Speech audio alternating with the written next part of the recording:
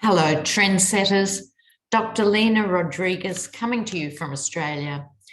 And we've got quite a bit of ground to cover today. I'm trying to answer as many questions of yours as I can.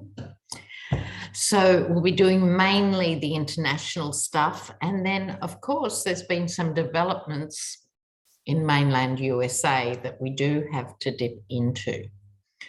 So, starting with Ukraine, of course, it's up to 1.5 million refugees already. Poland has taken the best part of 1 million.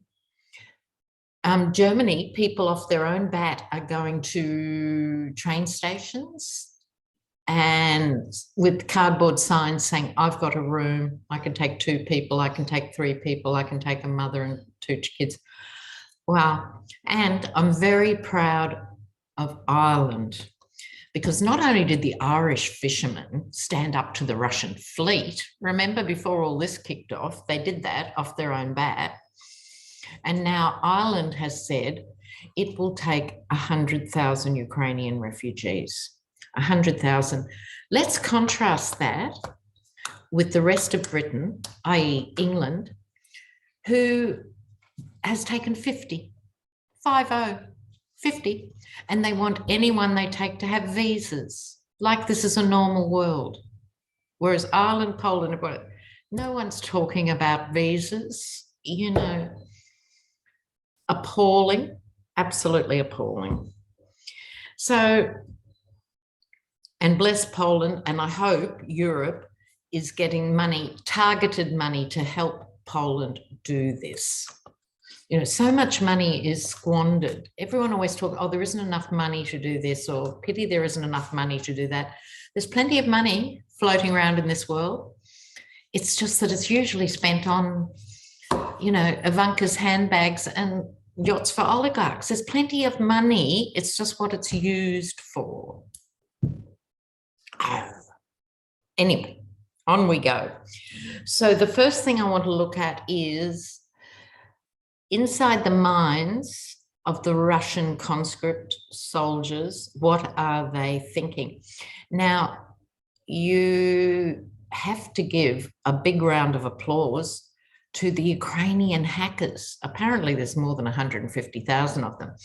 So the top-end hackers, you know, those dudes that we sort of in our mind think of them in their basements, bringing down the world sort of stuff, those ones, they're really targeting Russian intel.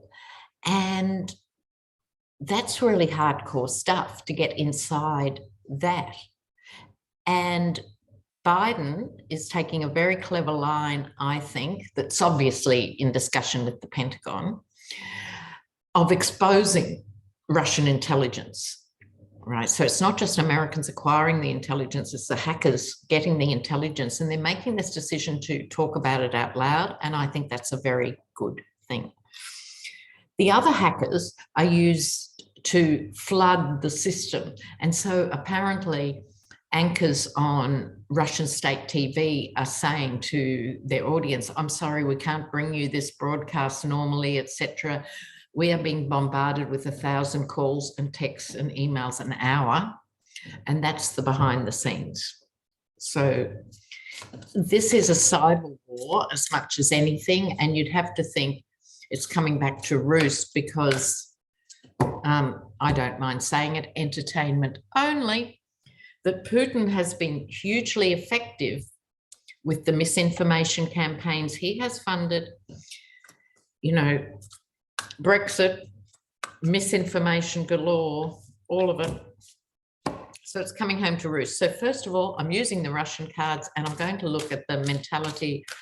Now, the conscripts are not a single sort of thing. There'd be those who are very proud to serve the Russian nation and are prepared to do whatever it takes to do that thing and not bat an eyelid, you know, hardened troops.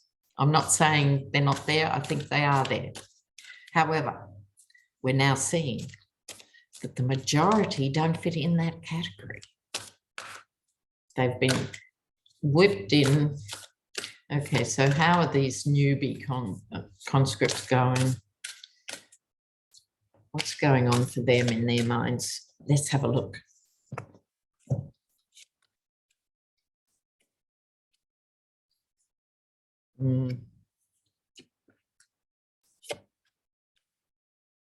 Look,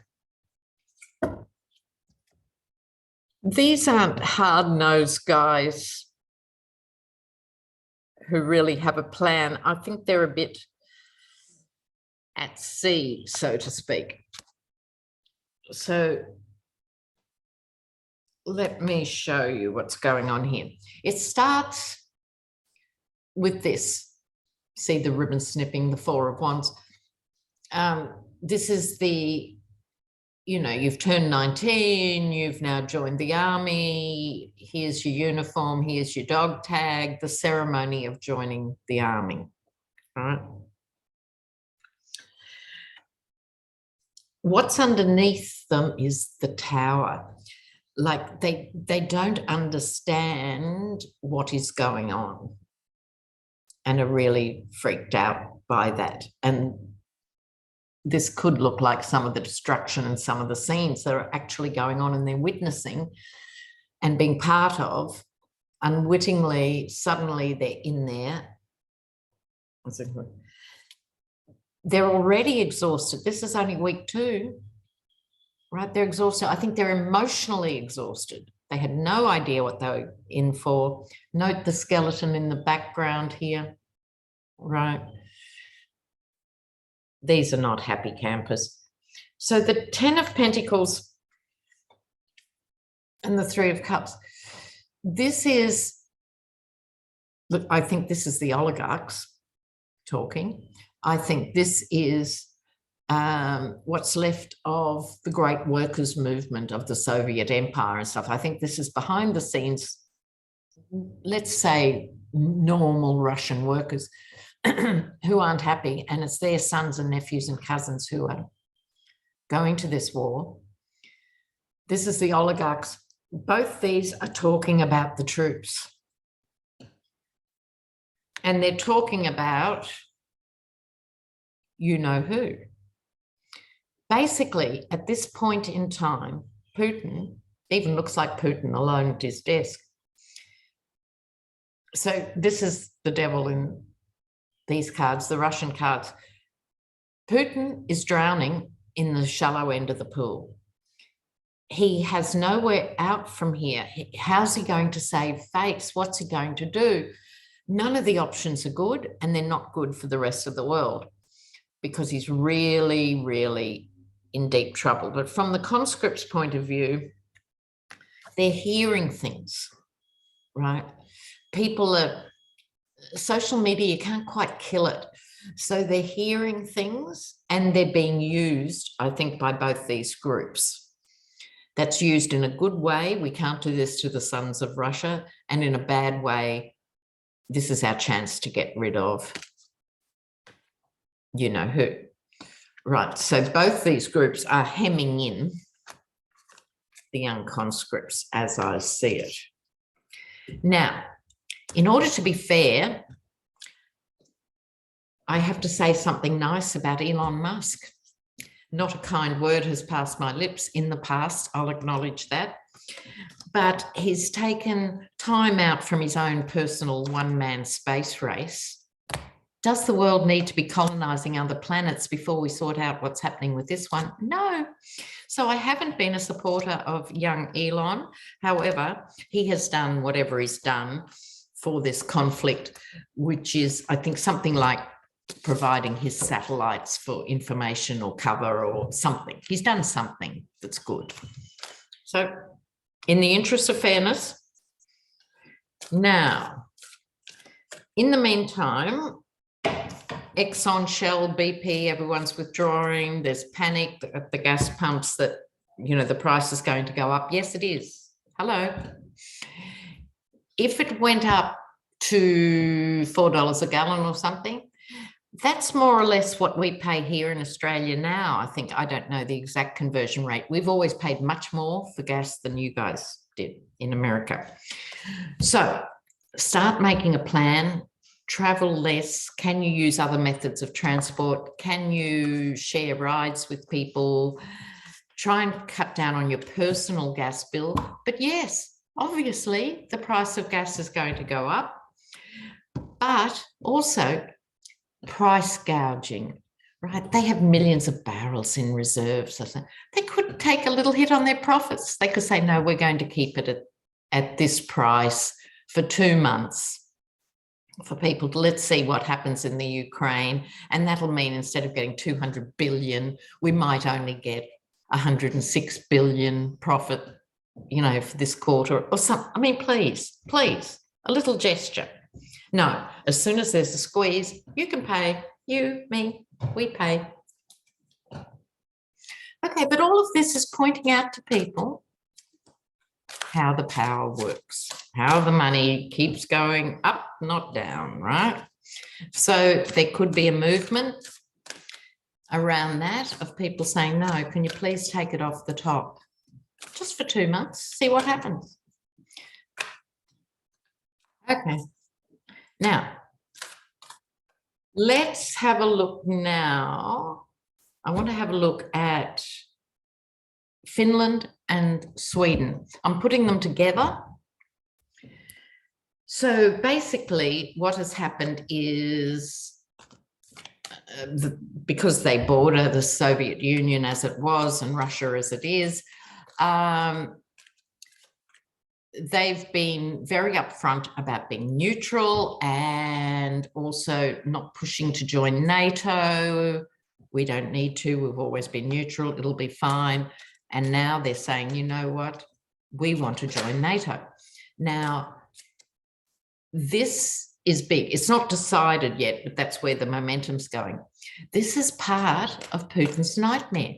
Part of grabbing the Ukraine was to get hold of the gas, the oil, and the wheat, yes, but a big part was to have this buffer so Ukraine couldn't join NATO. So this is part of his worst fears, is other countries joining NATO. So let's have a look. Finland and Sweden, how this is impacting these countries. What fell out? Oh, the burden. I'll just leave that there and add to that. So,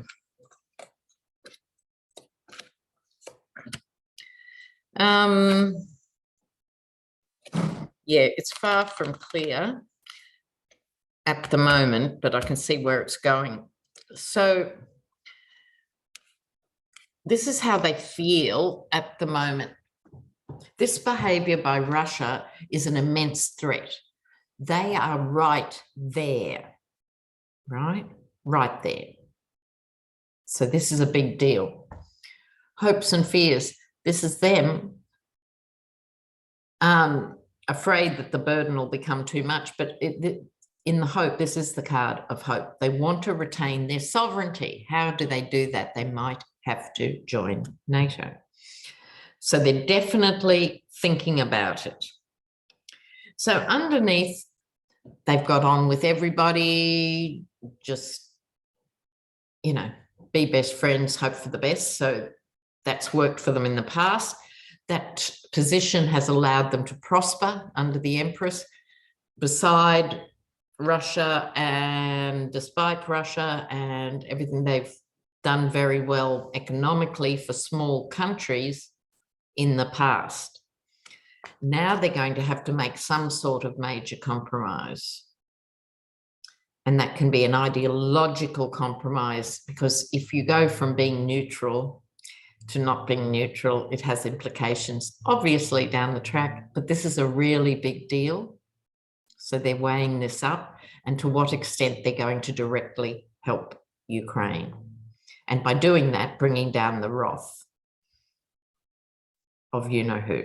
Okay, what are they going to do? They're not sure yet. This is the Page of Cups. These ideas are new. And if you roll back the world 4 weeks, 6 weeks, it wasn't even part of a national discussion. So this is new. They're still thinking about it. What is clear is they know they need to stop this guy. Interesting, we've got the Emperor and the Empress. in their background stories, they've managed in a way to get on very well with Russia, which was partly ignoring what was going on and partly turning a blind eye and partly, you know, just paddling their own canoe.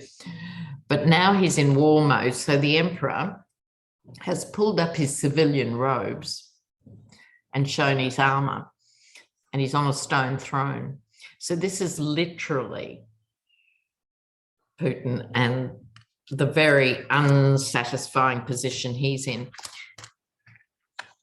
Look, you really wouldn't be inside Putin's brain for the fun of it. Okay, now,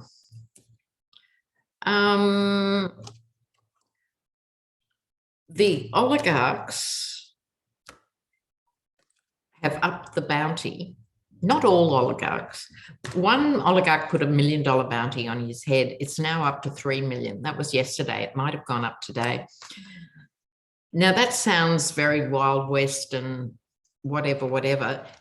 It wouldn't be that easy to physically get to Putin. We've seen the pictures of the table. You can imagine how he lives his life. It's not going to be easy. So there's tremendous risk to anyone who is aiming for that bounty. I don't know quite how they're going to do it or if they're going to do it, but it's another enormous pressure he's under day and night. Okay. I'd refer you once again to Cash Peter's latest video, which I think is very good. If we step back and look at this, it's like, I agree with him.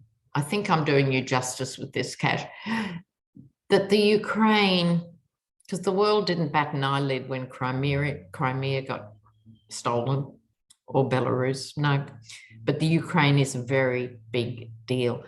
And it's like symbolic, something about the zeitgeist of what is happening in Ukraine is capturing imagination, and it's symbolic for the world to understand the stupidity, the viciousness, the pointlessness that is war.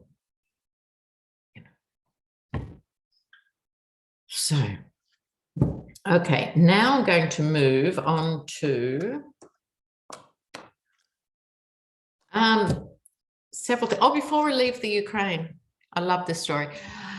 When these baby troops rolled in tanks to one particular town, and it seems to me a lot of older women are staying. So you've got younger women and kids going, some older women, but there's, you know, Ukrainian babushkas who are staying in some of these towns. And they said to these young boys when they came to this town, don't you know every second woman in this town is a witch and your penis will never work again? I love that story. So apart from running out of gas, running out of food, there's this huge disconnect with the Russian logistics in terms of this occupation. You know, it's not going well. And then when you've got the nanas against you, you're in trouble. Okay, so moving to US of A. Now, this morning, all right, in the recent Texas primary, 10,000 voted. Were not included. They were counted originally, but not included in the figures going forward. 6,000 Democrat votes, 4,000 Republican votes. At least it was picked up. And the officials are quick to say, look, we're trying to be transparent. So they've got to iron out these things before the midterms with all this madness. So there was that. Okay, now I'm going to read quickly on the Oathkeeper, who has pleaded guilty for seditious conspiracy. You know, we've been bandying these terms about for a couple of years because it's certainly what they were doing. But everyone was going, oh, it's a bit too far once you use sedition, oh, conspiracies, oh, should we just do it for misdemeanor, you know, trespass? No. Seditious conspiracy is very big time, and he's pleaded guilty. So that changes a lot, because all the other 11 of them, they can plead guilty or not guilty, whatever they want to do. But the point is, he was in the middle of it and he's pleaded guilty. So that means your situation is really not good, bro. Yeah, not good.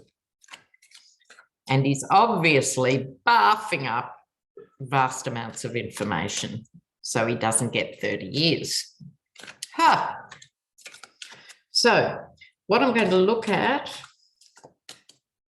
is the impact of this seditious conspiracy. This is very big because it goes straight back to the Yeti. God knows we need some heavyweight legal things after the debacle in SDNY.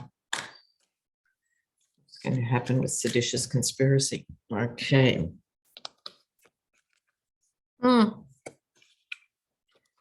Jesus, you couldn't read about it, really, could you? You just could not make it up.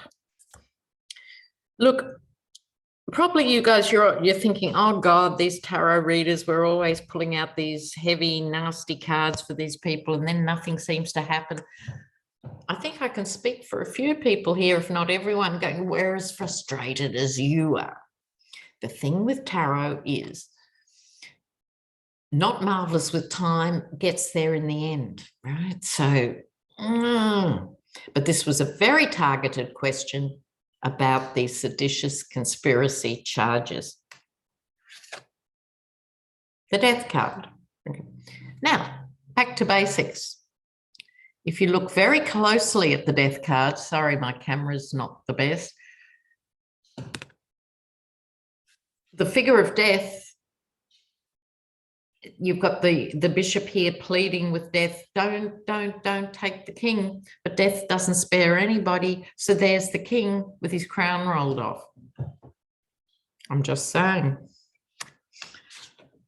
Followed by the tower, maximum chaos and destruction and damage. A lot going on in this card. There will be considerable prison sentences. With the Four of Swords here, I would go as far as to say two things. Could be four of them get big sentences because they're mugs, as we say in Australia, meaning they're dopey. If they hold out not guilty, they're going to get bigger sentences. And if they don't come to the party right now, they're not going to get deals. And so I think in the end, in the wash-up, four of them are going to do hardcore time. Note the stained glass window, the puzzle, the enigma has to be solved. This is throwing light on what actually happened. Queen of Pentacles, often my Nancy Pelosi card, could be a female at home who's following the money, because this is how they're going to actually secure these convictions, is following two strands. One, what prompted these guys to do what they did, and they're all starting to say, well, you know, my president told me to go out and, you know, fight for my country. Yeah, right. Okay. So they're blaming him, but this is the money. Who put up the money? You never get very far away from what's going on if you follow the money. So this is symbolic of that. Look, they're not going to be able to wriggle out of this one, I think. I really don't think they can. Even though the Eight of Swords isn't the end of the world, you can wriggle out sometimes of the Eight of Swords. With these are not saying marvelous things. I think that the repercussions from this are going to be considerable. And I think we know the GOP is really split now, really split, because with the Russia, with Putin, and let's distinguish, this is Putin's war, not Russia's war. This means it's harder and harder for the Yeti and those who support Russia. What I'd love, and I'm still not seeing in the cards or anywhere else, is those GOP people, those lawmakers who went to Russia and obviously stupidly either got dazzled by Russia at best or compromised at worst, or both. Not getting much on that. I really want to see something come out about that, but I'll save that till I'm doing a group one with other people. I must remember when I'm with Johnny or someone, I'll ask that Russian trip. Okay, now the seditious conspiracy, we're not finished. That goes back immediately to Roger Stone. And Ari Melba, I love Ari, don't you? He released an audio, and you can look it up if you like, of Stone doing two things. First of all, Stone is promising someone he'll ask the Yeti for a pardon, and I think he charged $100,000, and he very cleverly says, look, there's no guarantees, but if I didn't think it would work, I wouldn't take your money. You know, I'm a good guy. Just give me $100,000, and I'll talk to him. One thing. The second thing is after January 6th went south, and blew up and became a thing, he's got audio of Roger Stone going, I'm done with this guy. I'm going to vote for impeachment now. This is the end. I'm done with him. And then he comes back and licks his sandals. Ugh. They're so shallow. They are so vile. They are so hypocritical. They're just unspeakable. There's not enough adjectives. There's simply not enough adjectives to say how bad they are. So I'm going to have a look now at Roger Stone, who should be in jail as we speak. And he got all jealous, apparently, when Bannon got a pardon. Isn't it typical? He got a pardon. Yeah, sure, I'm fabulous. And Steve Bannon got a pardon, and Trump's an imbecile. Right? Interesting. Truly, these guys, they have the morals of a puff adder. They really do. They're dreadful. I don't mean anything against reptiles, but they are. Cold-blooded, let's put it that way. Roger Stone. Excuse me. Suddenly it's cold again. It was 90 degrees last week. Now I've got a jumper on. Climate change. Okay, Roger Stone. He's on borrowed time.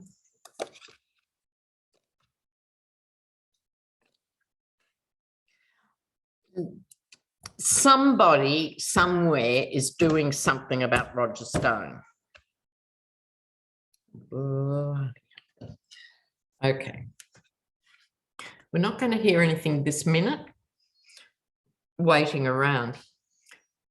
This is also, for those learning tarot, something that I tell my students is, mostly readers will often say this is things being suspended for now. With the halo, it's a new perspective. But I want to add a third thing into the mix, which is the sacrifice, and sometimes willing, sometimes not. I think he's going to be sacrificed in this legal process that is coming up, which could be the cases I was just talking about, or it could be one of the other 38 cases that are floating around. I just made up that number, please. I'm just speaking in terms of, there's so many court cases, you actually can't keep track, or it'll be a full-time job with a spreadsheet, right? And I'm not a spreadsheet person. So this is the legal stuff. He could be sacrificed. He's going to try and defend himself on emotional grounds.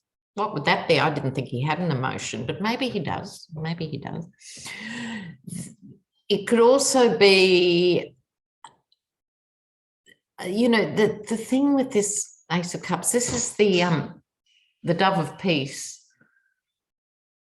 dropping the Eucharist into the cup, causing things. So when he's defending himself, I'm just thinking he might drop something into the chalice. If you think of the chalice as the court case, that's going to cause it to overflow emotion. I don't know what that means yet. If you have any ideas, please get back to me. Something like that. But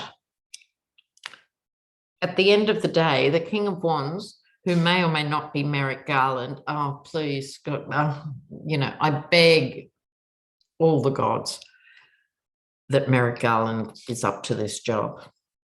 I'm hoping he's up to this job. But Roger Stone, this isn't the Tower and those sort of things. I don't think he's going to collapse in that way like some of the others may be. It's going to play out a bit differently, and I'm not quite sure how. But there will be a court case, and he's quite capable of emotionally sabotaging the other players in order to protect himself. Well, guys, please comment away. I love your comments. I live for the comments. Must do it. And I want to say it is a privilege to have this job. I love you guys. It's an absolute privilege. So thank you, and all power to Ukraine. Bye now. Ciao, ciao.